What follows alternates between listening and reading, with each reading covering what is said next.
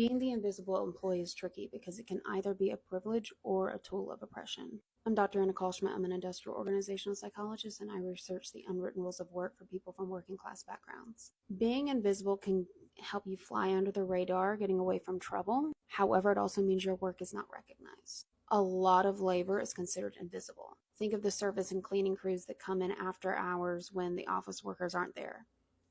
Do office workers think about that? No, they just come in and the office is clean. This happens a lot in homes too. I know women who've asked their partners, did you think your socks just picked themselves up off the floor and ended up folded in your drawer?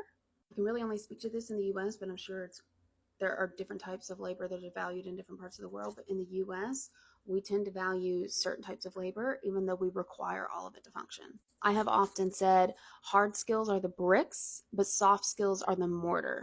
Without soft skills, the hard skills don't get done, or they don't get done cohesively and communicated, because guess what? Communication is a soft skill. I have made far more money doing just psychometrics than I ever have leading teams, and leadership, like genuine leadership, is much harder.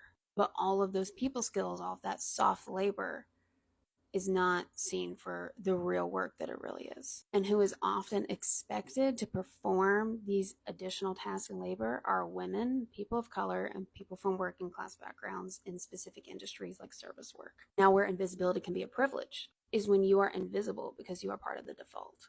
In organizational science, we have this term called the ideal worker, and it's what a lot of organizations have in the back of their mind that may be subconscious on what the ideal worker looks like. And the closer you are to that ideal image, the more likely you are to have invisible privilege, because you don't stand out, you don't stray, so there's less of a microscope on you. And the ideal worker image is usually a middle class white man, cishet, who has unlimited time to offer to his job, doesn't have to take off time for kids, knows all the unwritten rules. He just blends in. And this is where a lot of the white men I've talked to from working class backgrounds are like, I don't know what to do, because people assume that I fit in, which is partly a privilege, but also because they assume that I don't get any help.